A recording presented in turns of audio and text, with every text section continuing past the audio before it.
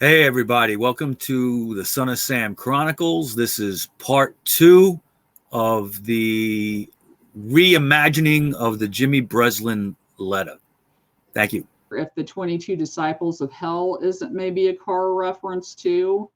And there was an article placed in the newspaper back in the 60s implying that they were running an illegal gambling service through their answering service. I don't know the specifics of it. Again, these are just allegations. In the article, it says they have 22 employees.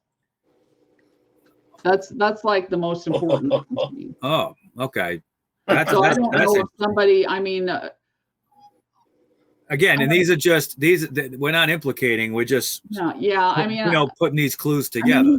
He could have gone to the library if he had it in for the cars and pulled whatever on them and said, oh, they have 22 employees. But then, Maury Terry also said, there were 22 people that were suspects that he put a working list together, meaning that's not that they were necessarily involved, but that he was working on them. Is it also a reference to the children? Yes, I think that is correct.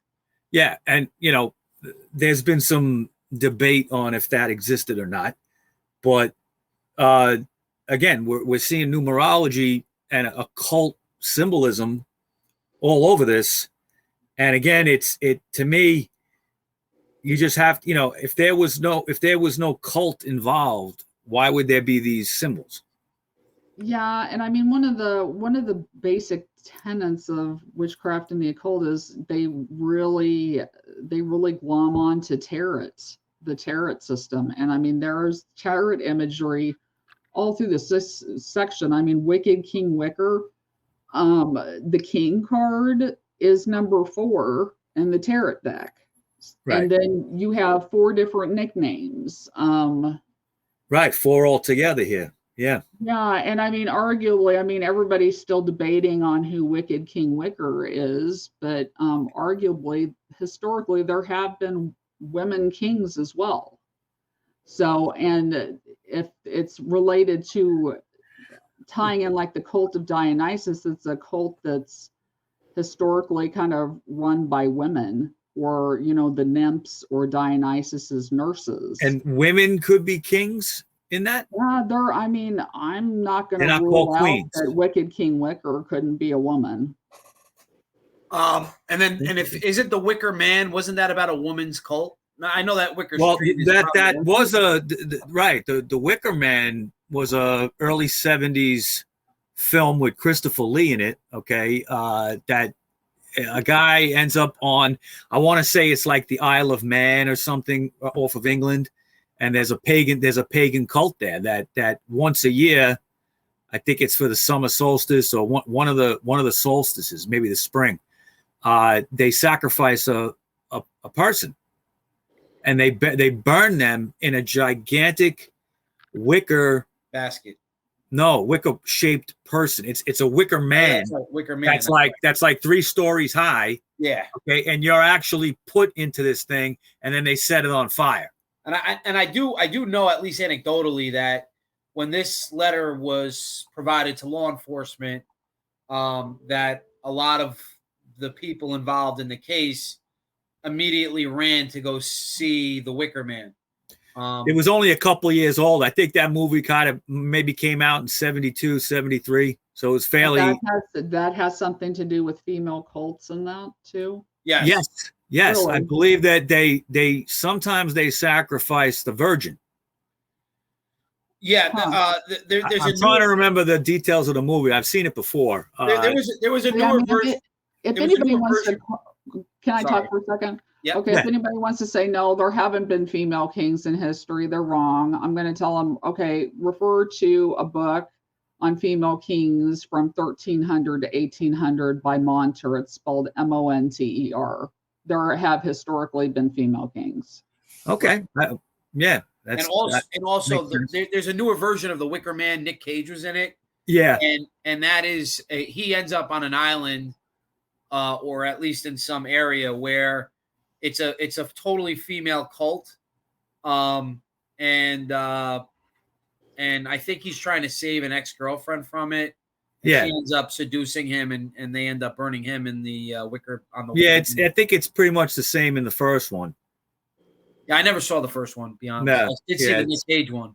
Yeah, I saw both. I think I saw the Nick Cage. I know I definitely saw the first one. But now it says John Wheaties, rapist and suffocator of young girls. Do you think, Christina, that is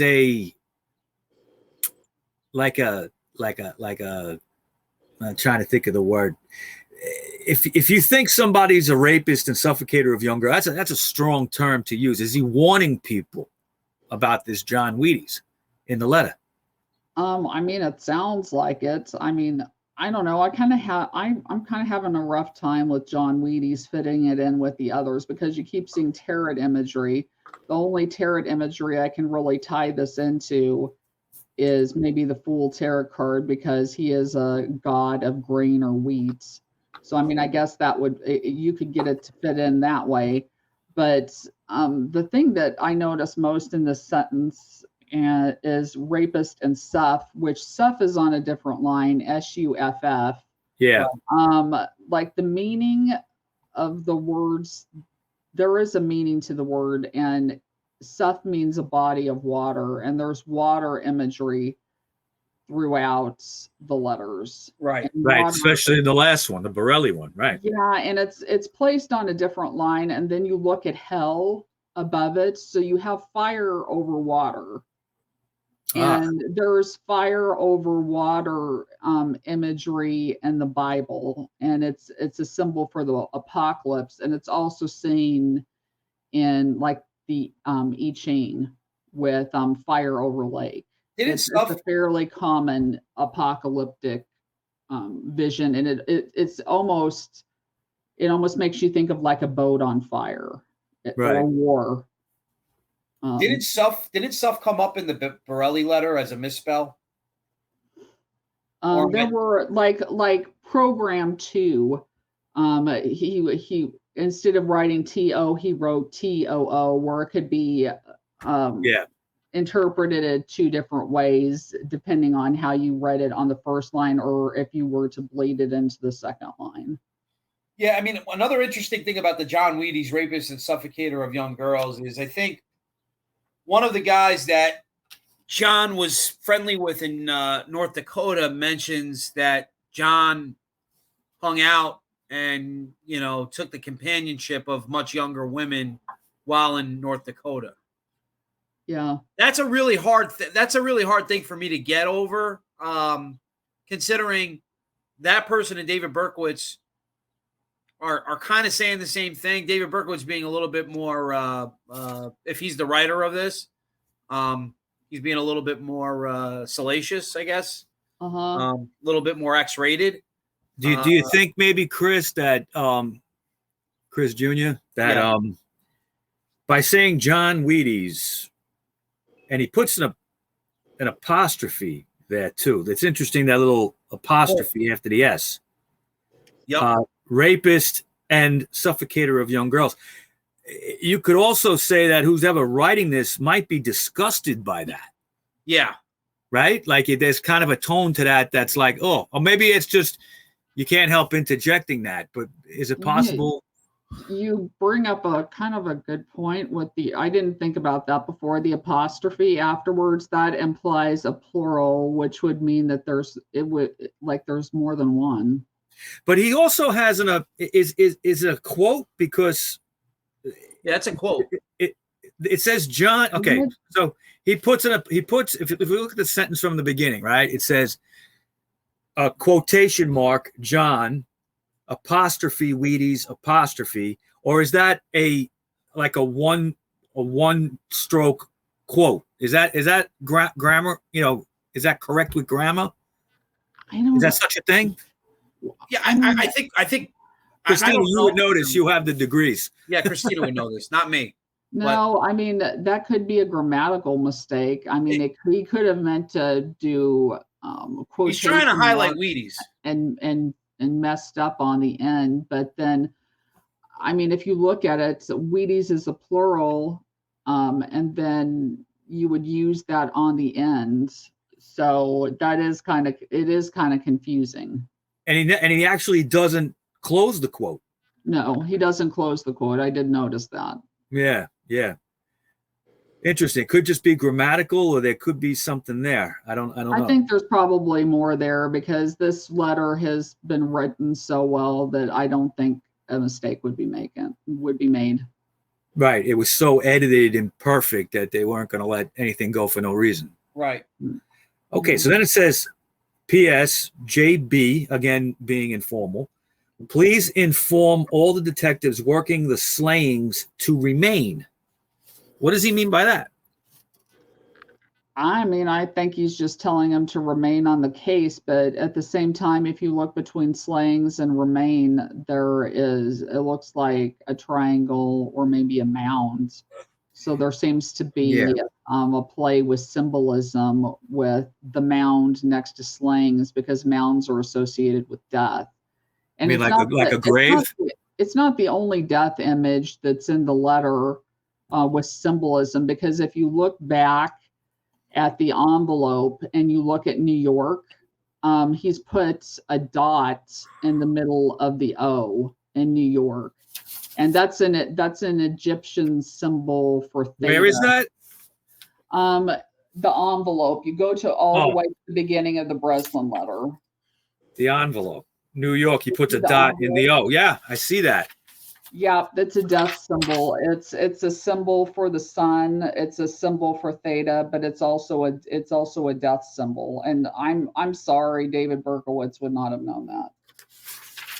Yes, that's right. That's a very deep occult reference. That's something that an anthropologist or a linguist would know. Not many people are familiar with symbols, let alone that kind of symbol. And just repeat it again for me. What is the symbol of the dot? It's a symbol. It's an Egyptian symbol for the sun or death.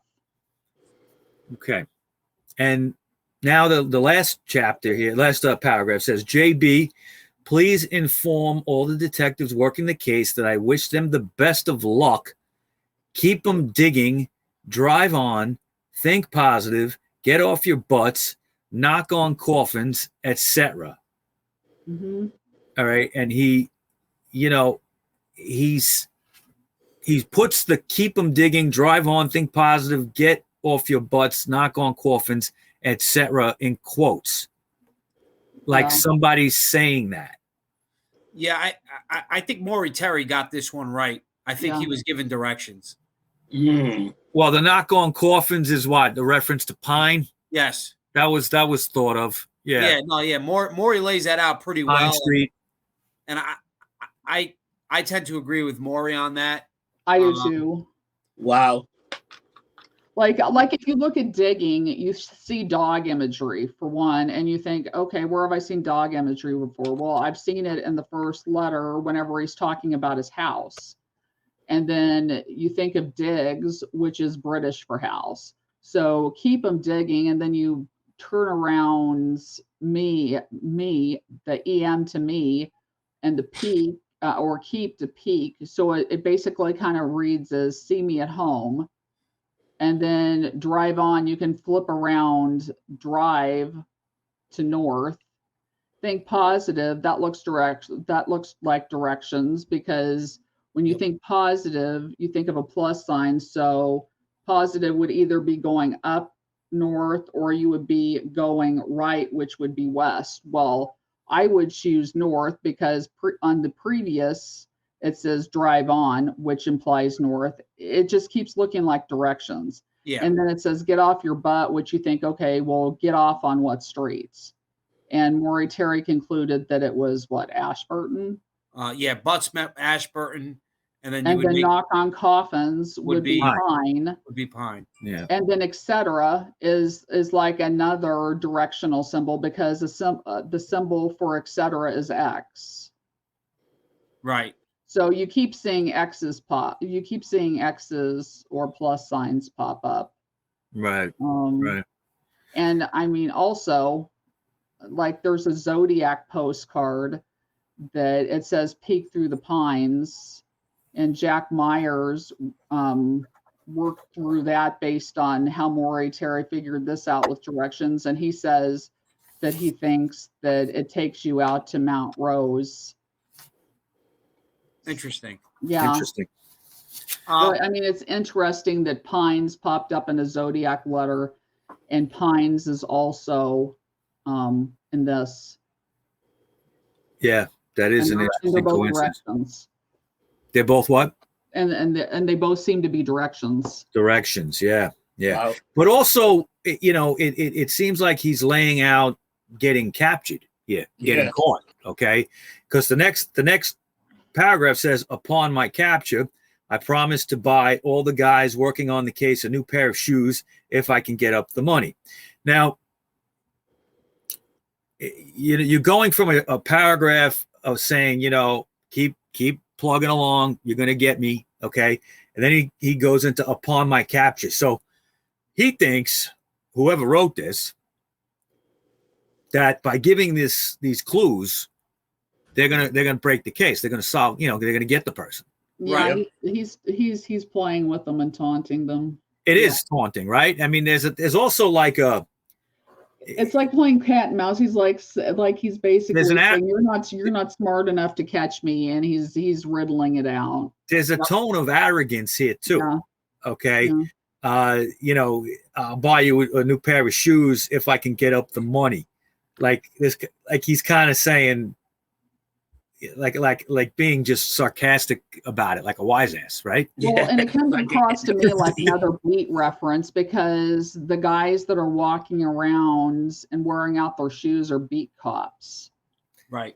So, Well, detectives. I mean, you know, detectives years ago in old movies used to be called gumshoes, Yep. right? So they, you know, they were known. Cops. I think the beat cop reference you're thinking of, Christina, was a flatfoot. Was called a flatfoot. Yeah. All right. So to me, it seems more like he's talking about the detectives. Okay, that they would wear out their shoes, you know, walking He did around. keep his promise because they did so much overtime. They all got a brand new pair of shoes. And promotions. I have a question. Was it widely known that 38s were the main choice of law enforcement as far I as think the so. firearm is concerned? Yeah, I think so. I mean, is it okay? So, I mean, anyone could have known that, or would that have been another reason why they thought that there was at least some law enforcement involvement in these murders? It's just something that popped into my head that I need. Well, I think that they also, you know, like in the Donna Lauria shooting, you know, the witnesses said that you know, the shooter, and this we know it was Berkowitz. He did admit to this. You know, he got down in a crouching position, almost a military style or law enforcement style. And I think that they were thinking it could have been somebody in law enforcement. Right. Also, the Esau Suriani murder, that one happened really late at night, I believe. And I think the cops were in the area, and that murder took place right around the time the shift change was, which would shown either knowledge of how they operated in that area, or yeah, that's possible. Or they had a high level or a high enough level walkie-talkie to at least get on the That's interesting. Yeah. Well, that's like the Placido Lupo crime scene too, because they actually had police sitting outside the Elephas bar, which I think is curious because they thought he was going to strike there next. And I question why they wondered why he was going to strike there next. I don't know if they had police right outside the disco. I think they supposedly did, according to Klausner's book. Klausner's book, right. They thought nothing was going to happen, and they up and left. And then the shooting happened like 15 minutes later. Wow. Yeah. Wow. The upon my capture piece, Mike, you brought up a really good point. It's almost like he's kind of come to terms, or the writers come to terms, that someone's getting caught and they're getting caught soon. Right. It's almost imminent. I always believe that the reason why those Sam Carr and Cassara letters were written back and forth had something to do with David wanting to be taken off the street because he had enough of doing what he was doing. Yeah, I mean, let's play devil's advocate for a second and say that David did write this letter. It seems that this letter could be a pretty stern indictment of the Carrs, at least from a personal standpoint. There was obviously animosity there. Maybe the letters going back and forth between the Cassaras and the Carrs, plus this letter, he felt, if he did write it, he felt that this would ultimately put the nail in the coffin, so to speak, as far as him getting taken off the street and not having to commit these crimes anymore. Well, another element of what you're talking about is the last shooting in Brooklyn. Okay. Right. You had a guy that was very, very careful. Okay. Meaning Berkowitz, very, very careful, but yet he decides to park at a hydrant. It's crazy. I mean, it seems like, you took every precaution in the world. He may have been a lookout, okay, at that shooting, okay. There's some evidence of that, okay. He said he was there. He said he didn't pull the trigger, but regardless of whether he did that shooting or not, he parked at a fucking hydrant on a street that was known for, cops coming down 2-3 times a night. People triple parked because there's nowhere to park over there. It's still the same over there. There's nowhere to park. And people on Saturday nights in the summertime double it up, triple it up, and you just hang out in your car all night. And why would he be that careless knowing he could get a ticket? You got to wonder, did he want to get... I think he parked there on purpose and got the ticket there. I think he got the ticket on purpose, but that's my personal opinion. No, I kind of feel what Kris is saying. Yeah, I mean, there's evidence of him wanting to get caught, to get out of what he was in. And I mean, if the objective is to create chaos, which they were wanting, what more chaos can you create than having him park two blocks away from the crime scene, getting a ticket, having a witness see him, but then having people see somebody else that looks similar to him at the crime scene. Yeah. Which, all it does is it creates confusion. And I mean, like in the previous podcast, I'd referenced, the CIA manual. One of the things that they notoriously do is they will find people that look alike or similar to each other and then dress them similar to each other in order to disorient people. Well, the person that they saw at the Moskowitz crime scene was dressed similar to him, but like the sleeves were different. Like I think the sleeves were rolled up. There was a wig in that one too, right? There was a wig. Somebody saw a man wearing a lousy wig. Very cheap. Yeah, and I think law enforcement. I mean, there's one sketch, and then there's another one where they said that David Berkowitz might have poured water over his hair to make it stringier. But the guy also had like a 5 o'clock shadow, and I'm sorry, David Berkowitz couldn't grow a beard that fast. Mike, we went to that site. That's. Yeah, I mean, I mean, and Zano, I think, said something to the effect that there's no way that he could have either put that much weight on in the short amount of time since the murder. A lot of people point to the Zano interview back from 79 or 80 where he says he saw David Berkowitz, but he describes someone entirely different. Yeah, different hair. Right. And, I think there was a wig. I don't think David Berkowitz was wearing it.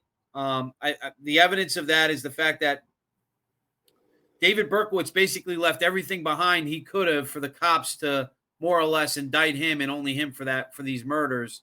But there's no wig that comes up in the evidence, and I just find that interesting. Well, actually, Christina, you just brought up something really interesting and popped in my head here when you're talking about the CIA and having different people look similar. Okay, that really describes that last shooting in a way. Okay, it also because describes the Boscorichian shooting. I'm thinking it was Boscorichian, where there was somebody that was seen 2 blocks before, and she was right. But that one I don't think applies, because you had the person that could have been a male or female, a teenager with a ski cap. No, and then you had somebody that looks like Berkowitz. That's not what I'm talking about. I'm talking about how she saw Amy Johnson saw one person. Yes. 2 blocks away, and then she saw another person ahead of her that looked exactly like the same person, and she's like, he couldn't have gotten up there that fast. So quick. Right. Yeah. And we did that. We just did a show on that. So like that's fresh in my mind. Yeah, that was the Boscorichian. Right. But also that Brooklyn shooting, like the way they explained it, there's no way he could have got from the time he got the tickets to the time that shooting happened. There's no way he could have run all those blocks. Maury Terry timed that. Okay, and the time frame that's given between getting the ticket and the shooting is no way. He was a chubby guy. He wasn't going to get over there in 2 minutes. You know? Yeah, that's the other thing that there's a bunch of stuff there that got very confused, and people were seeing different people. But I guess whatever, he left the evidence, he left stuff there, and I will argue that if you get the right, and I say this because I have an undergraduate in psychology, you get the right amount of adrenaline running from you, you'd be running through, you could be surprised how fast you can run. But that being said, I still don't think it was him. Yeah, I don't know, man. People top speeds don't change very much. Yeah, I mean, if you get adrenaline through you, strength. I don't know. And I just don't think David Berkowitz would be stupid enough to get a ticket in front of a hydrant and then I agree with you. Then have a witness see him and then run over to a crime scene and pop somebody. And I mean, nothing about the crime scene makes sense, including the chasing of the VW fastback that was held back. Right. Yeah. I mean, the Boscorichian case and the Moskowitz case are the 2 best cases where we can say, I think, beyond a reasonable doubt, that there was more than one person at the scene involved at that time. Yeah, and there's I don't want to use a terrible term. There was someone out there that opined that I think Berkowitz cut through the corridor of the building to get through to the park, and that's how he did it. That could make sense if David Berkowitz lived in the neighborhood, understood that neighborhood, knew entrances and exits very well, and and if he could even get in at 2:00 in the morning. But you know what? He could have cased the place. He could have cased the place before, and they knew they had a route. Right. Well, he had lit fire supposedly in the area. I was just going to say that, Christina. That with the fire records, there was a fire set like a block from there, 2 blocks from there. I think a little bit before. It was like on July 4th or July 5th. Yeah, a couple weeks earlier.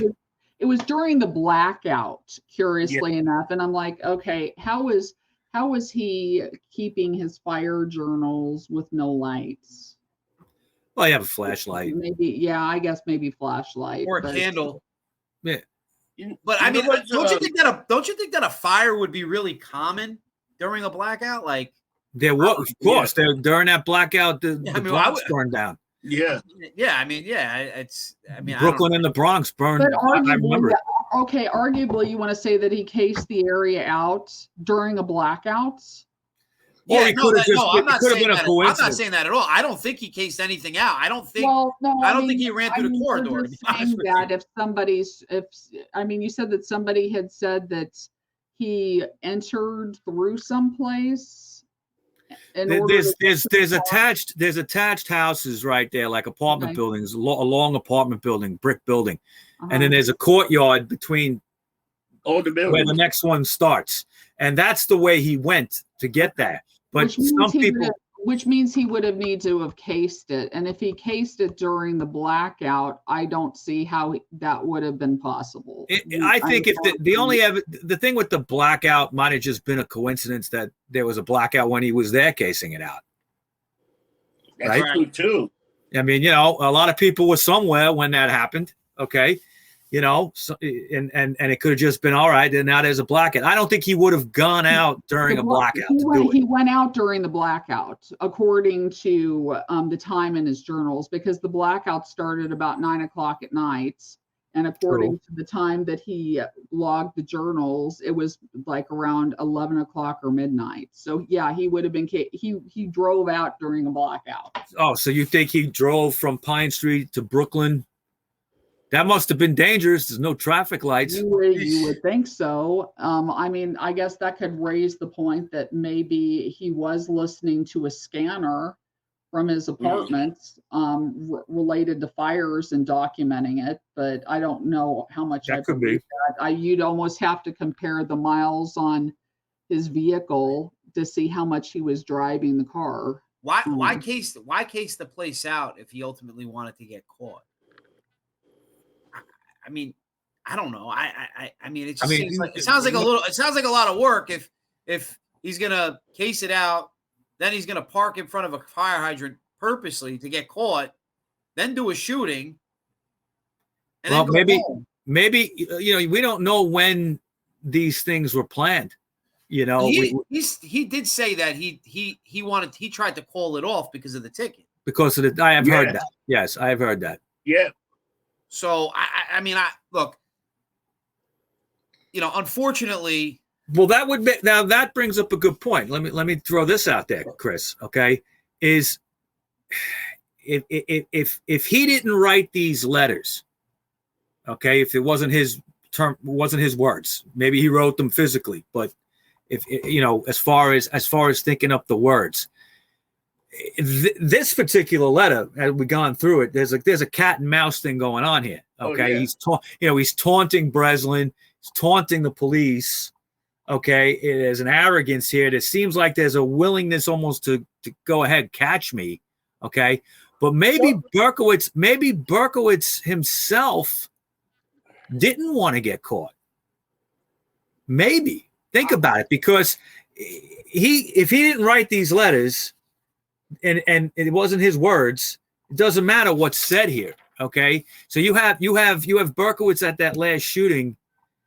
Maybe at that moment he wanted to get caught, or he realized this was a way to get caught.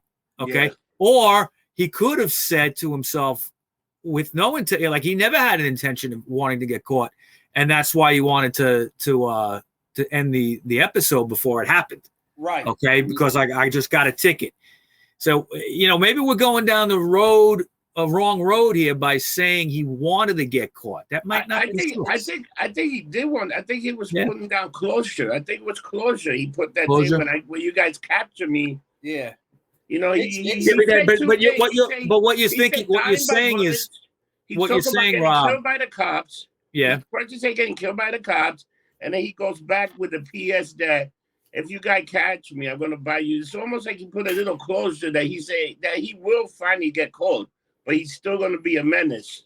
But he's put a little closure that he wants to get caught. Right, or maybe he's just trying to incentivize him by buying him shoes. Right? Yeah. What I'm saying, guys, and maybe I'm not being clear, is that I think that you can get wrapped up in the idea that he wrote this letter.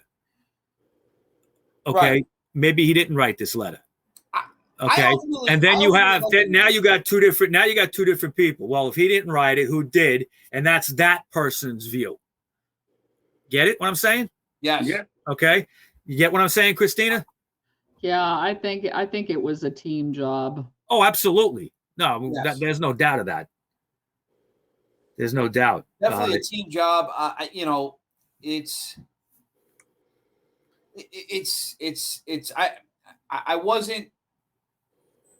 wasn't as torn prior to the show as I am now on some of the elements of this. Unfortunately, I had to get my computer fixed, and I don't have any of my notes on this machine. But there's some things I want to go back and look into after doing this show, because some things I feel like are adding up, but I'm not exactly sure if my memory is as correct as I think it is right now. So, okay. What I want to get into right here, and I guess this will be the final part of the show, is the closing of this letter. He just says "Son of Sam," and then the symbol. Mm-hmm. Prior to this letter, there was no Son of Sam. Okay, it was just a 44 caliber killer. Am I correct? Right? Yep. Okay. Right. So now he's referred to as the Son of Sam, and you have this symbol. What is this symbol, Christina? I mean, the way I look at it, okay, you have Aphrodite and Mars. You have Aphrodite to the west, which, I'm sorry, not the west. You have her to the east. Oh, I'm getting confused now, because I know that the symbol's reversed at one point. So you have a Christ symbol on the top. It looks like a Satan symbol on the bottom. Yeah, you have Mars. You have Mars to the right, which is to the west. You have Aphrodite to the left, which is east. They all have numerical values. So if you look at Mars, I'm thinking that's the equivalent numerically to 9. Mars is the symbol with the arrow sticking out, not going Mars down. Is the symbol with going down. Going down. Okay, and that's in what I'm looking at here. It's in the east. Is that you're saying it's in the west? Is it reversed for you, or? There was one point that the symbol was reversed, and it's the last letter that was picked up. I think it was either in his billfold or his car whenever he was arrested, and he got the symbol backwards. Okay, well, in this one, it's what I'm looking at is the Mars symbol is in the east, the Aphrodite symbol, which is the arrow sticking out of the circle, is in the west. The symbol for Satan in the south is an S. That looks like an S. It looks like it would be Satan to me, because you're looking at opposites. Or a serpent. It could be a serpent. I mean, that's also a symbol for Satan too. But you're looking at binary opposites where you have love, hate, or war and love, which are Aphrodite and Mars. Right. One has a comparable numerology symbol for 9. The other one has a numerology symbols for 6. So you have 69s going back and forth that way. Yep. Right. Then you look at the top of the symbol, which looks like a cross, or it would be a symbol for Christ. Yeah. Chi or Chi in the Greek alphabet is associated with the number 600. So 600, you get 6 plus 0 plus 0 is 6. And then also you have another 6 popping up, and you're like, okay, well, is there going to be a 9 on the bottom, like with opposites? And there is, because if you look at the 9th tarot card, the Hermit, that's also associated with Hades, and Hades is associated with Satan or death. So you have 69s going that way. You combine them both, and like in alchemy, they would be considered opposites.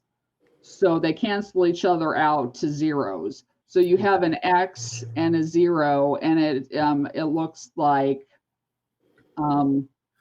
Aleister Crowley squaring the circle. It looks like the zodiac sign. It looks like, I'm trying to think what other signs it looks like. It's similar mathematically. You'd need to talk to Jack Myers more about this, because he worked it out. They're all similar mathematically. They equate to trigonometry 4pi.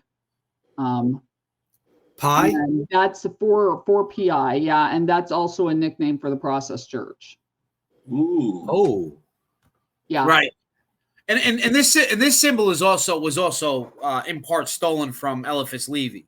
Right, I was going to say that the Eliphas Levi symbol is very similar, right? Right, and it has the Berkowitz on the Amazerac and all that other stuff, and you can, Yeah, I mean, it was loosely designed on it, but it doesn't look like it. But it was loosely designed on it. Do you think, Christina, that David Berkowitz came up with this symbol himself? No. Okay. It's too arcane and it's too esoteric. No, absolutely not. I mean, it took me I worked it out and I had to think about it really. I figured it out kind of quickly, but it took me several months of really sitting back and thinking about it afterwards and talking to Jack Myers about it before I put it together with his analysis of the zodiac sign and one of the symbols that Manson scribbled out at a crime scene that also works out in trigonometry to 4pi. For one, I don't know, did David Berkowitz ever take trigonometry? Maybe in high school, possibly. I mean, he skipped out a lot in high school, and I mean, he passed, and I think his grades were okay. Well, back in those days, I don't think he was decent at math. But back in those days, trigonometry was an elective.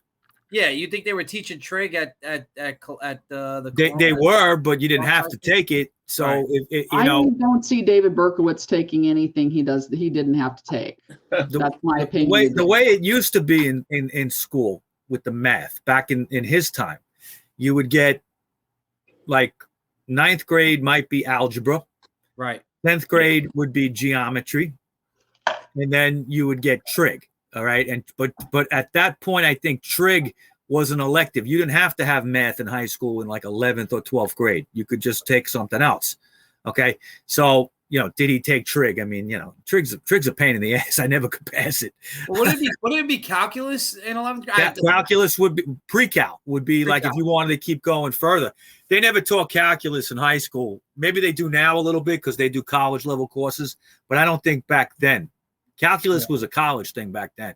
Yeah, okay. That makes sense. I'm pretty sure. I mean, if you look at the symbol, like I said, it's pretty arcane and esoteric, and you take the 6 and the 9 and it turns into an alchemical 0, which is the equivalent for Dionysus as well. And there's a peer-reviewed article written, and some people can refer to it.